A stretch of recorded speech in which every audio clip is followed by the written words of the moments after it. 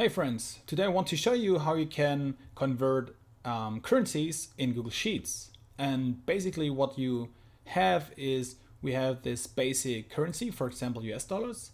Then we need a conversion rate here, and then we get our converted currency there. So for example, if I put in 1 here, that means we will multiply the value of the US dollars times 1, and then we get back the exact value, right? You can see I have this formula in here. If I type in a 2, we get a double the amount, and if I put in a 0.5, we got half the amount. And to get this conversion rate, proper way or an easy way to do that is just go to Google and Google for US dollar in euro, for example, and we just get back this number here. So let me put it in 0.82. And now you see this is a pretty proper value here for each different row. And the problem with that is that the finance market is always changing, so daily or even every second. And to get that value automatically, there is a pretty cool function in Google Sheets which is called Google Finance. And let me type that in here. We go for Google Finance, open the bracket, and now it's asking for a ticker. And if you want to get a currency or the conversion rate of two currencies, then you can just take those quotation marks here, and then you type in currency, and then you go for a colon, and then you just type in both the currencies, for example US dollar and euro, and then you just close it with another quotation mark, and then you close the bracket and press enter. And now you see we got pretty much the same 0.82 here for this conversion rate. And as you can see, this calculation works as well, and now we always have the right number here. If I now want to change my converted currency, for example, we don't want to calculate euros, we want to get British pounds, which is GBP, then you see it's still the same, right? And now I have to go into the conversion rate and change euro to GBP, and then it's working again. But as you see, there we have to do 2 steps, but we want to make it a little bit more automated, right?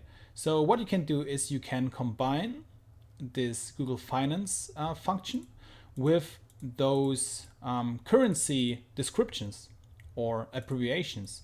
So we can just try to get rid of the US dollar and GBP here and try to insert those cells into that formula. So what we do is just removing it, and we want to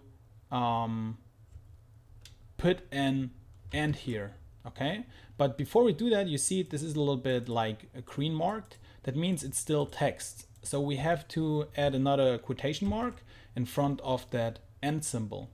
And now we can just click on US dollar first.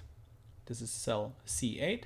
And then we go and add another and symbol. And now we go to GBP. So let's press enter. And as you can see, it still works. So we got still this Google Finance function, and we combine it with those abbreviations. So if I change it back to euro, we get our 0.82 back.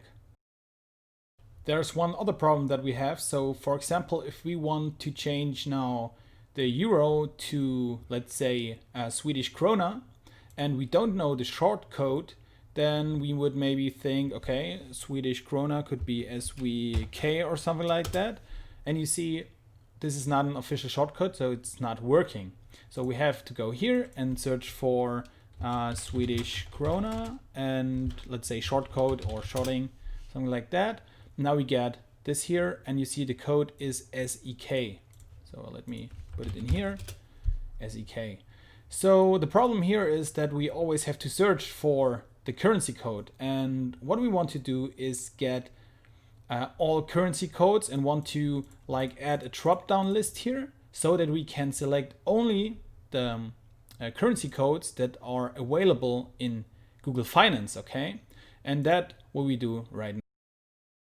So if we go to Google and we search for currency code Google, then we'll find this here and we can click the link. And now you can just go and copy all those shortings and the description here, or you can download a CSV file to get the data into your sheet. But the problem with that is if a code is changing or has changed, or if new codes are added, you will not get them, right? So we want to access this table automatically. And how to do that? Let's show it pretty quickly to you. We go for, let's create another table or another sheet. We call that our currencies, for example. And now we want to bring those or the table in here. And what we can use is the import HTML function. And there we need just an URL and the query and the index. Okay. And URL is just this one here. So let's copy that, put it in here, but we have to add quotation marks first and close it also with a quotation mark, then comma, and then we have the query, and that's a table. So we just have to type in quotation mark, table, and quotation mark again, comma, and now you have to choose the number of the table. So as you can see here, it's probably only one table here on that website, so you could put in a 1 and it would probably work. If you have more tables, maybe hundreds, and you wanted to find the right table, then you can just go to right click and inspect if you're on a Chrome browser, and you will see that you can see all those parts of the website, right? And I have prepared a code here. We can just copy it, and if I now go back to the currency codes and I go to the console here, then I can just type in that code, and if I press enter, you see all the tables that are on that website. And now you can go over it, you can hover over it with the mouse, and you see that this table here is table number 1. And now we know exactly that we have to put in 1 here. Let's close this and enter. By the way, I will put this code into the description. So now we got all the currencies, and let's type in, say, currency code here, and here currency, for example, description. Let me make it a little bit better here. Okay, now we can use this column here to define our drop downs. Let me go back to currency, and now we want to select both here. We want to go to data, to data validation, and now we can just click here on select data range, go to all currencies sheet, and now we want to select those shortcodes. Go to OK. By the way, you can also make it further here. You can also remove the number of the last B, and then that means this range will be expanded until the end of the page. Let's save. And now let's go back to currency. And now you see we have those arrows, so drop down menus. Let me color it so that we see it better to blue. Let's change the font color. And now we can choose all codes here. For example, Euro to SEK. And you see we got the conversion rate and we got the values, the converted values, which is pretty nice.